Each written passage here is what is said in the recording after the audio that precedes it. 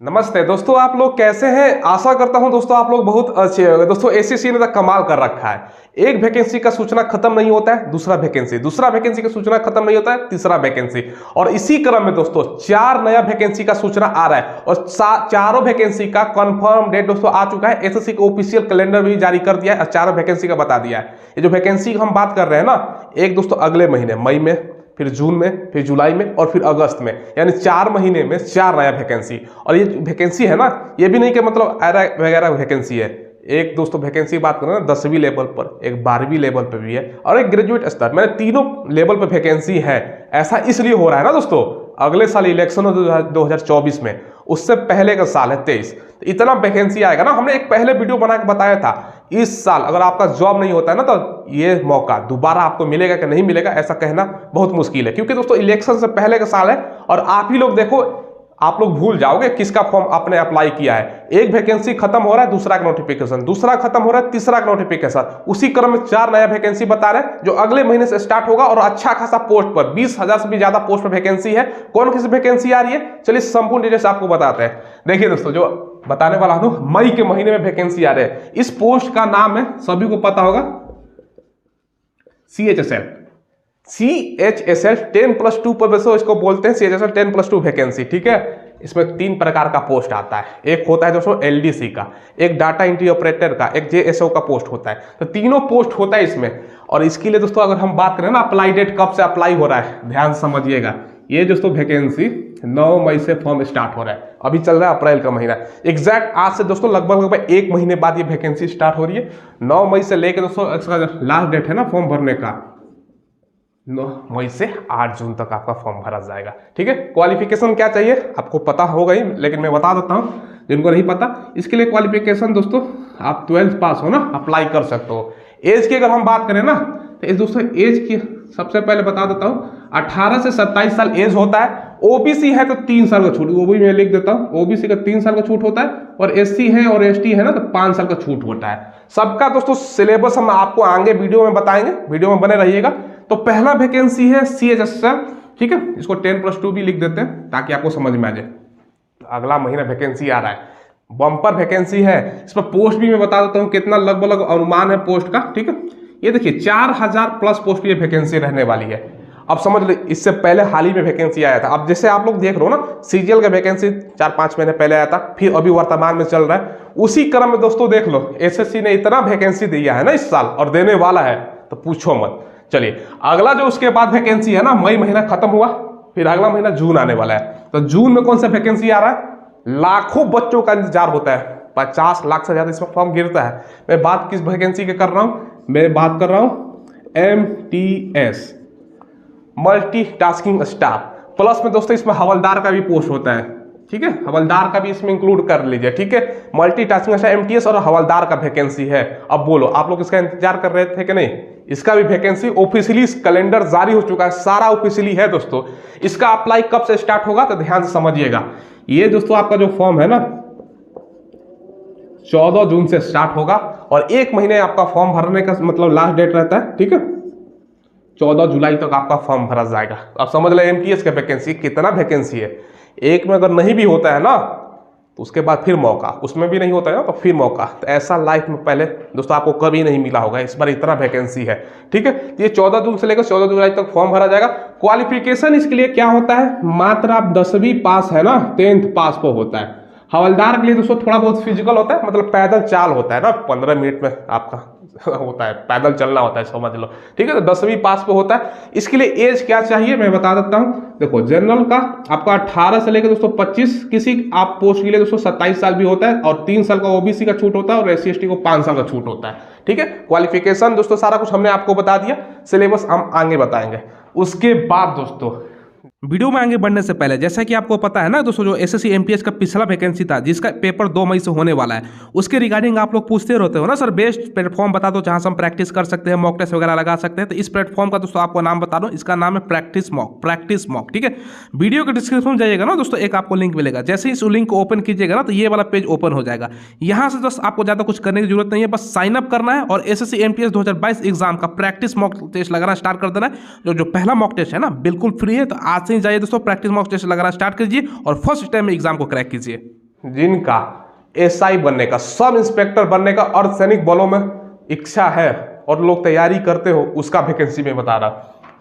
मई, जून, जुलाई में जो वैकेंसी है ना, सीपीओ को मतलब आपको पता है ना, जितना भी अर्धसैनिक बल होता है ना, अर्धसैनिक बल में सब इंस्पेक्टर का पोस्ट, जैसे बीएसएफ में एसआई का पोस्ट, सीआरपीएफ, आईटीबीपी, जितने भी पैरामिलिट्री फोर्सेस हैं उसमें सब इंस्पेक्टर का पोस्ट, और दिल्ली पुलिस में भी सब इंस्पेक्टर का पोस्ट इसमें शामिल होता है। सीपीओ को थोड़ी वैकेंसी आती है दोस्तों। इसका अप्लाई डेट अगर हम बात करें ना, तो देखो ये भी आ गया है दोस्तों, ठीक है, 20 जुलाई से फॉर्म इसका भरा जाएगा, और लास्ट डेट की बात करें ना तो 16 अगस्त तक, ठीक है। अब मैं इसलिए पहले बताता हूं ना, ताकि उसके अनुसार आप लोग अभी से तैयारी कर लो। जो बच्चा नया भी है ना, अभी भी तैयारी स्टार्ट कर सकता है, तो एग्जाम का आसानी से क्रैक कर सकता है। तो ये दोस्तों आपका 20 जुलाई से 16 अगस्त तक फॉर्म भरा जाएगा।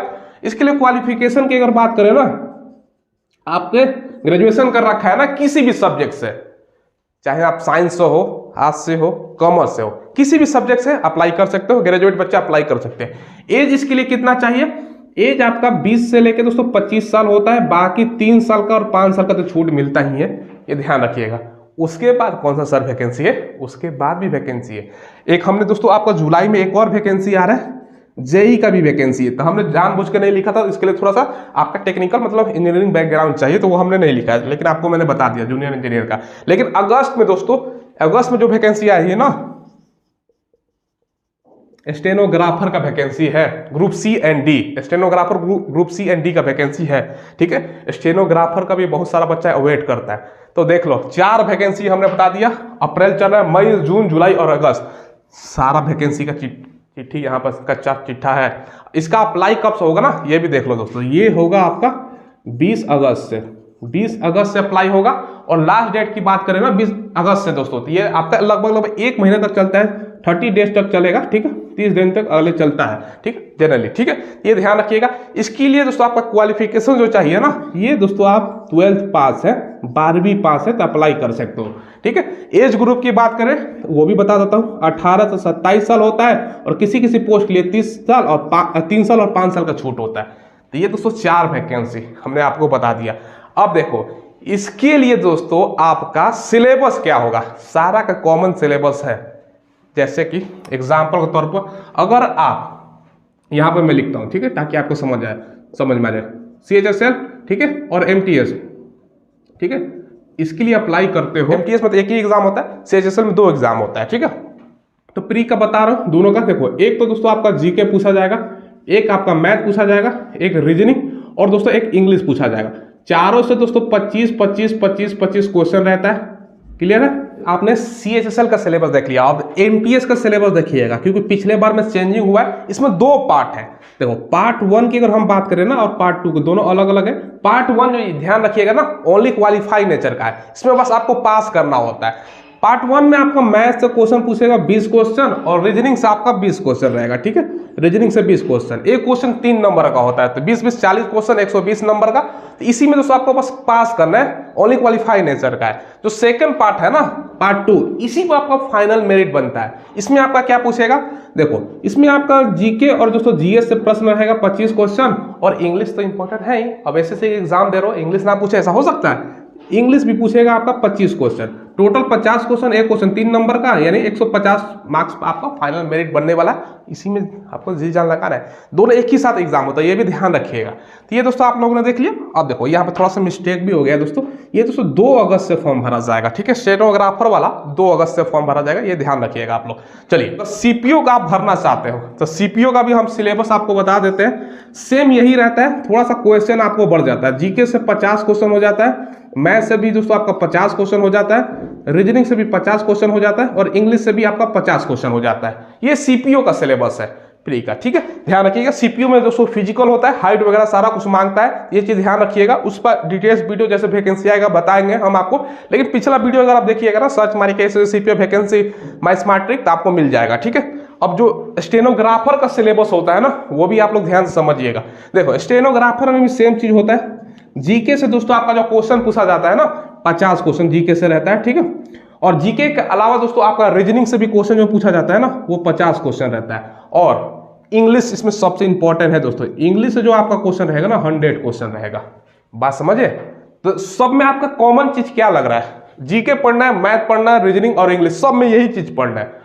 एसएससी का दोस्तों एक एक खासियत है ना, सबका पैटर्न सेम ही होता है। हाँ, क्वेश्चन का लेवल अगर 10वीं पे है तो यहाँ पे, तो 12वीं का यहाँ पर, तो ग्रेजुएट का यहाँ पर थोड़ा सा लेवल ऊपर रहेगा। तो सबका एक ही सिलेबस मतलब मान के चल रहा है, थोड़ा सा लेवल क्वेश्चन का थोड़ा सा हार्ड रहेगा सीपीओ का। ये चीज दोस्तों ध्यान रखिएगा। हमने तमाम वैकेंसियां जो अगले महीने से स्टार्ट हो रही है सारा का हमने आपको बता दिया। वर्तमान में अभी दोस्तों किसका चल रहा है? सीजीएल का वैकेंसी का भी अभी नोटिफिकेशन आ गया है, फॉर्म भी भराना स्टार्ट है, आप लोग भर दीजिएगा, ठीक है। तो हमने 4 वैकेंसी का सूचना आपको बता दिया और चारों कंफर्म डेट के साथ बता दिया। अब कितना कितना पोस्ट में वैकेंसी आएगा एक एक्सपेक्टेड बता रहा हूं। देखो सीएचएसएल का 4000 बताया, एमटीएस का जहां तक मुझे लग रहा है ना 10,000 प्लस पोस्ट में वैकेंसी आएगा। पोस्ट के यहाँ पर मैं बता देता हूं, ठीक है। देखो सीपीओ का जनरली क्या होता है ना 2-3 हज़ार वैकेंसी आता है, इस पर हो सकता है उससे ज्यादा भी आए, तो मिनिमम आपको मारना है 3-4 हज़ार तक आने की सूचना है। और इसी तरह स्टेनोग्राफर का 2000 प्लस तो मिनिमम आएगा ही आएगा। तो ये दोस्तों सारा वैकेंसी का कच्चा टीछा मैंने आपके सामने रख दिया। एक में चलो अगर नहीं भी होता है ना, चलो अभी सीजीएल का पहले एग्जाम होगा क्योंकि और वर्तमान चल रहा है, उसके बाद दोस्तों सीजीएल में नहीं हुआ, सीजीएल में हुआ, उसके बाद एमटीएस में कैसे भी करके एक जॉब आपको ले लेना है। अगले महीने से दोस्तों जो पिछला एमटीएस का था ना, पिछला एमटीएस उसका 2 मई से एग्जाम है, तो समझ रहे हो ना। अगर उसमें भी नहीं होता तो अगला में फिर मौका है दोस्तों। तो ये चीज ध्यान रखिएगा, आपके पास इस साल में जॉब लेने का गोल्डन अपॉर्चुनिटी है, सुनहरा मौका। अगर इस साल जॉब नहीं हुआ ना, 2024 के बाद वैकेंसी आएगा, 2 साल 3 साल पर आपका एज भी खत्म हो जाएगा। इस साल कैसे भी करो जॉब ले लीजिए, और सबका सिलेबस भी हमने बता दिया है, ठीक है। चलिए दोस्तों फिलहाल वीडियो में बस इतना ही रखते हैं। कोई सवाल हो तो कमेंट के माध्यम से पूछ लीजिएगा। चैनल जरूर सब्सक्राइब करके बेल आइकन दबाइएगा। धन्यवाद।